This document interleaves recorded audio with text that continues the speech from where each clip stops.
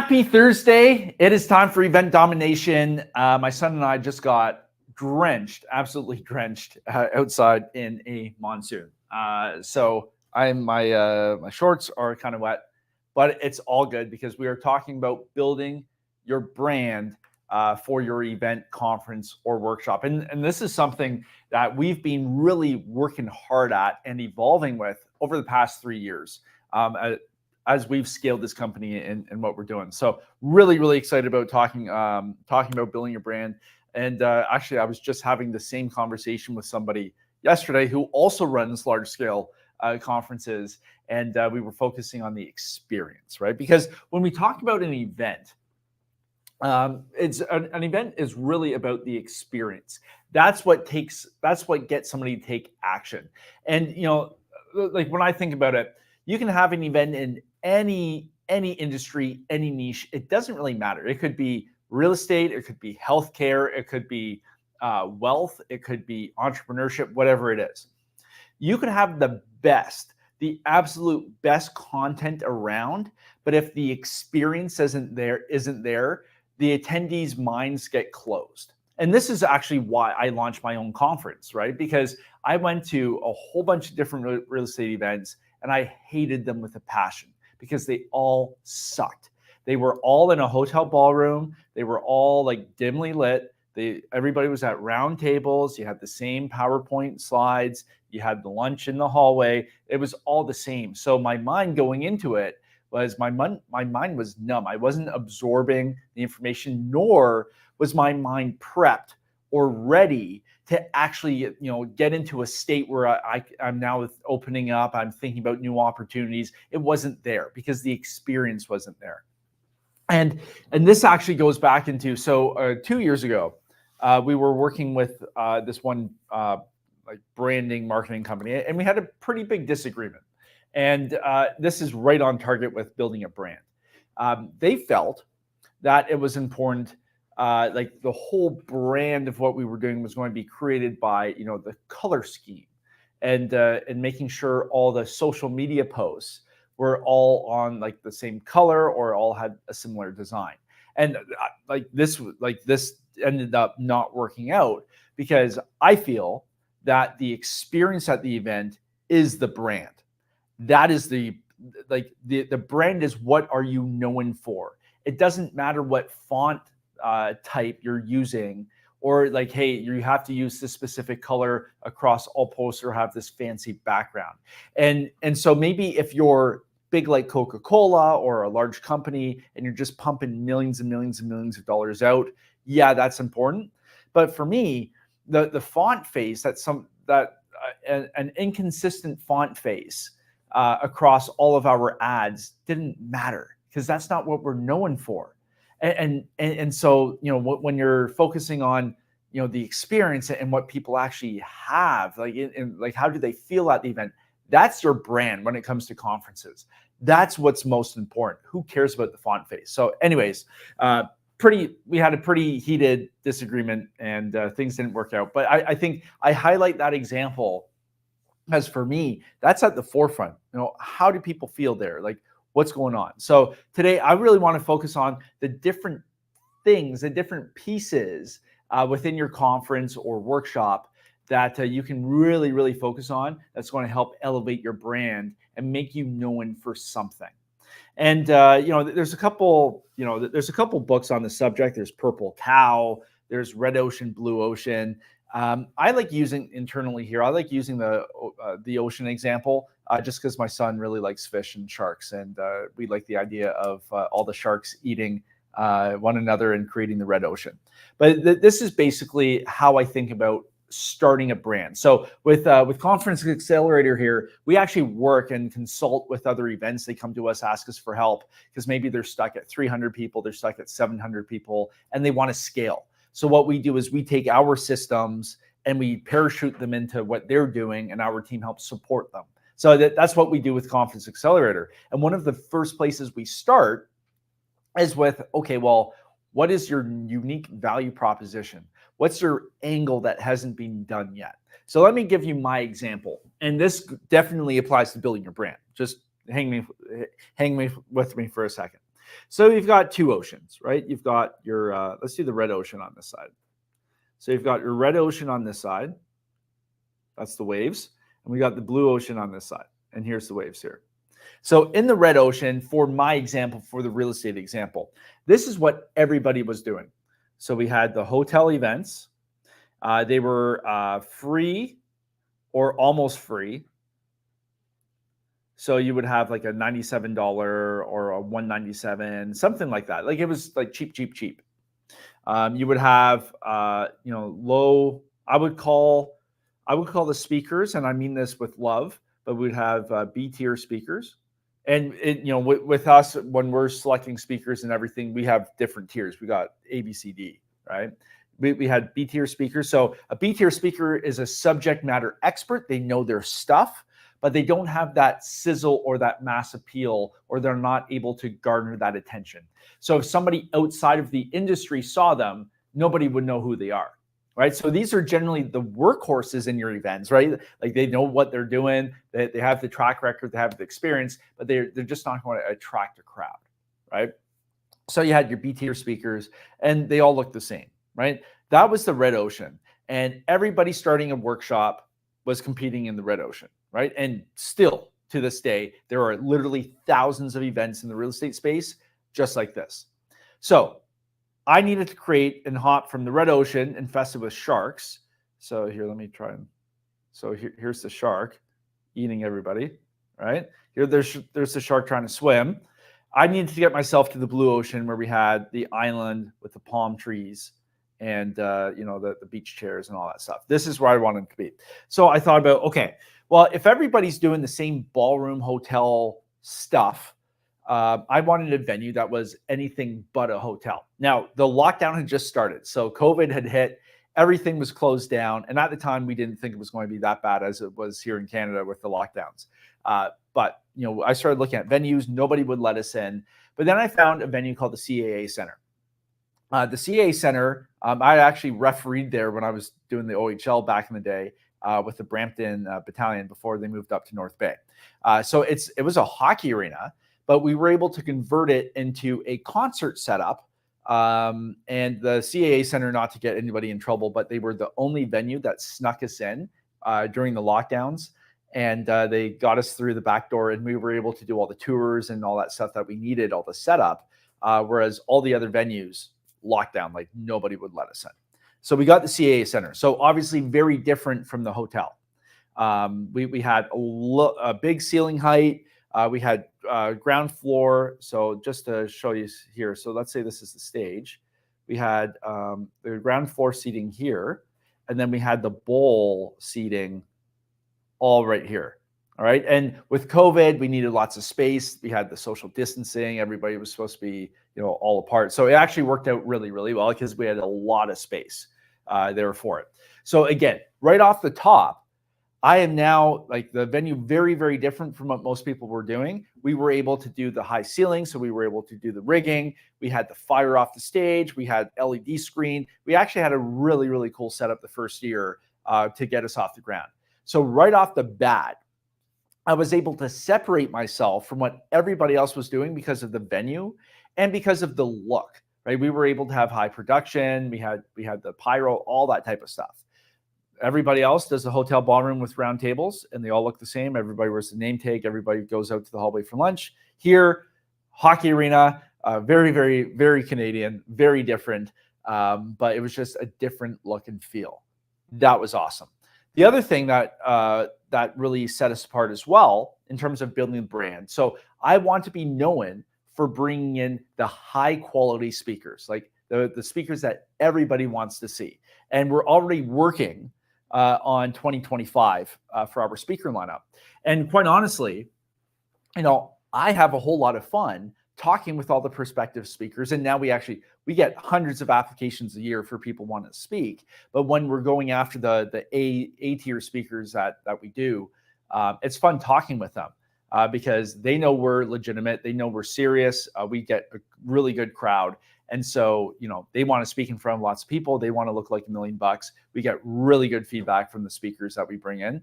So, it's a whole lot of fun having those conversations and saying, hey, well, who do we put in the mix for this year? And so in 2024, this year we had Robert Herjavec.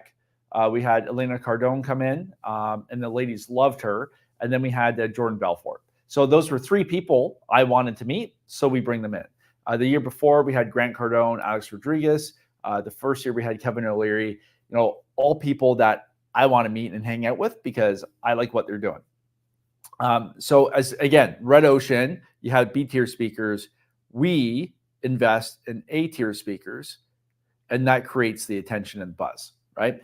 So when you're looking at the Red Ocean, Blue Ocean, you just create something else. And quite honestly, in our market, because we're in the Canadian market, nobody's really replicated what we're doing. We have a couple people trying now to do it, but I think they're going to be very surprised in terms of how hard it actually is to do and how much infrastructure and work and team that you need to build to actually get this thing off the ground.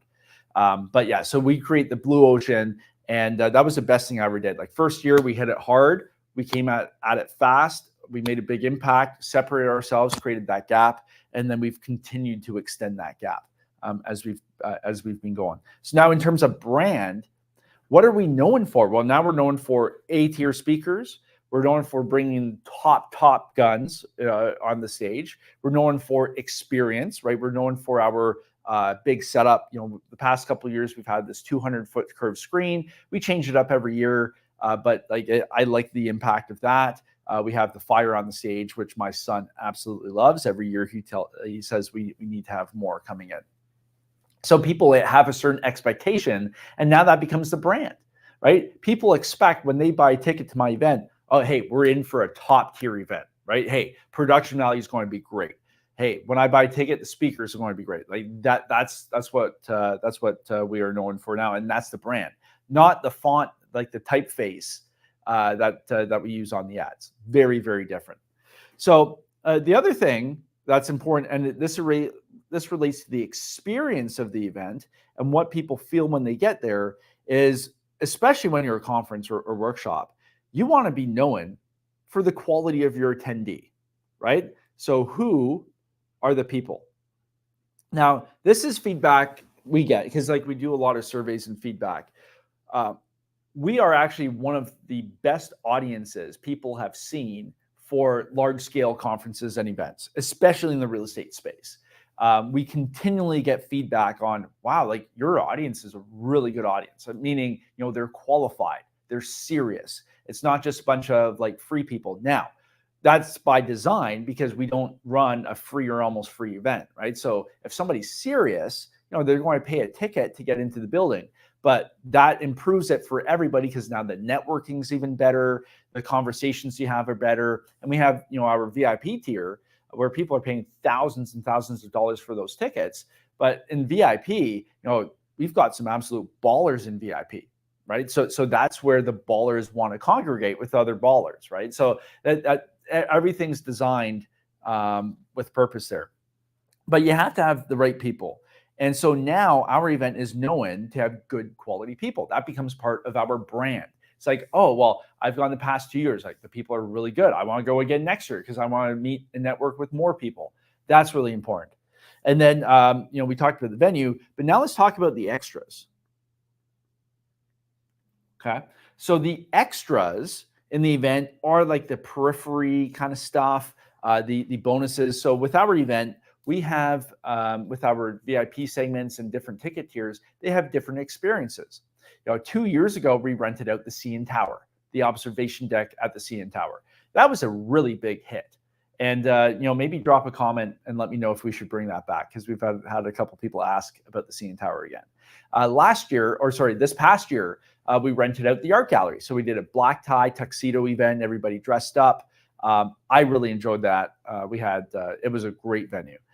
So we try and do the extras. So again, you want to be, the extras you provide, the experiences outside of the main event, that becomes part of your brand. It's okay, well, hey, I go to this event, I buy VIP ticket. The brand is, hey, we do high-end stuff, right? We're able to put on experiences and give you access to things that most normal people wouldn't. Who randomly goes out and rents the CN Tower? Right? Who randomly rents out the Art Gallery of Ontario for a black tie event with a nice jazz band band in the background, and everybody's like dressed to impress. Right? Those are things that you don't get too often, but we're able to bring those experiences, and then that becomes part of our brand. So in essence, how do you build a strong brand as a conference or as an event? Well, you just have to think about how you separate yourself and make that part of your identity. So if you're doing that blue ocean, red ocean thing, the red ocean is what everybody else is doing. You want to get yourself over to the blue ocean side, create a gap in the marketplace that you can exploit, and just go deep on it. And over time, that's going to be part of your brand. Now, for next year, for our event, we have a lot of new things we're bringing because we got it off the ground, we made it better. Now we're going big with it, and we haven't announced anything yet. We've got some really good speakers lined up already that are very pumped to be a part of this because, again, we've built the brand, and it's not just the brand's important for consumers, the people buying your tickets. But the brand is very important for the speakers because now when I get on the phone, like a lot of, depending on who we're dealing with, like a lot of these people have already heard of us. Oh yeah, I saw you had so-and-so last year. How was that? Oh, that was great. Or in some cases, oh, I was just talking to so-and-so and they were telling me about your conference. Oh, and you want me to speak? Oh, that's awesome. Yeah, like just tell me when. I'm in. Those are the conversations you can now have. And you can attract top tier talent at a really, really high level. You can attract those people, but you have a brand. So you're thinking about brand on the consumer side, and you're also thinking about brand from a speaker perspective and also a sponsor perspective, right? So, hey, what's the experience of your sponsors? We have exhibitors and exhibitor floor at our event. So, hey, what's their experience? We have a brand. Hey, we're known for having a large, highly qualified crowd, right, of attendees who are serious about doing this. So now, we have a whole bunch of exhibitors who already sign up for the next year because they have a good experience, and now they want to keep participating because, hey, we've got that brand. So brand can be like subdivided. Hey, what's the brand for the consumer? And with us, I always break down events. I call it the 3 S's. So the 3S formula. So it's so you have speakers. Oh, I'm not sure why I did that. So, and then sponsors and spectators. These are your audience, but audience is an A and it didn't work for the 3 S's. So you want to really focus on your brand. Hey, what's the experience? What are you known for from the speaker perspective, right? From this perspective, you want to be known for really good crowds, really good production value, seamless behind the scenes, really easy to work with, accommodating, that type of thing. Sponsors, and even with us last year, hey, like how many cases of Red Bull could we bring in because we had Jordan Belfort as a speaker, so we had to bring in some extra Red Bull cases with that. Sponsors, what are you known for sponsors? What's the quality of your attendee? How much business are they going to generate? How easy is it to work with, like that type of thing. And then your spectators, your audience, they want the experience. They want to know they're in the right crowd. They want to be with serious people. Like they want to see the production.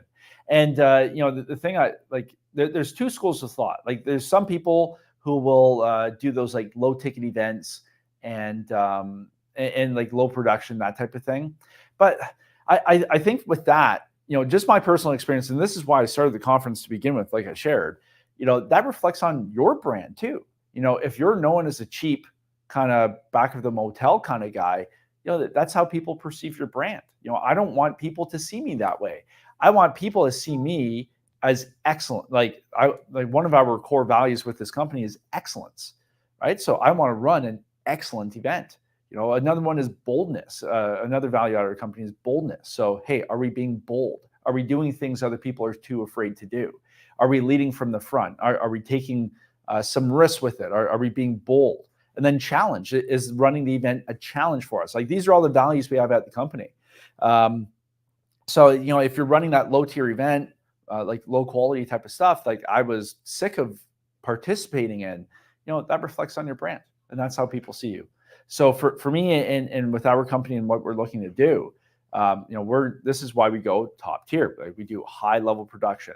we want high quality participants. That's why we charge what we charge, right? Because we get high quality people in the room, and it just makes it better for everybody, right? But that's your brand. So how people perceive you is going to turn into your brand. The experience people have, that's going to turn into your brand. How people feel when they're there, expectations, what are you known for? That is your brand when it comes to events. All right. So if you are running a conference or a workshop, we can't really help. We're not equipped to help out small events. So sometimes people will inquire with us, hey, I'm running a 20 or 30 person event or a 90 person event. We're not really equipped to help with that. But if you're running a couple hundred people, 500 people, 700 people, 1,000 people, and you're wanting to scale, really scale into a couple thousand or more, check out Conference Accelerator. So just go to theconferenceaccelerator.com. Quick video there just explaining what we do. And then you can book a call with our team, and we can hop on and see if we can help you out, because we literally just take all of our systems that we figured out with this thing, we parachute them into your event, and then we work with you hand in hand as you implement and as you scale. So it's a lot of fun. All right, cool. So that's it for this Thursday. I will see you guys next week for Event Domination. But don't forget, Mondays we got the real estate show.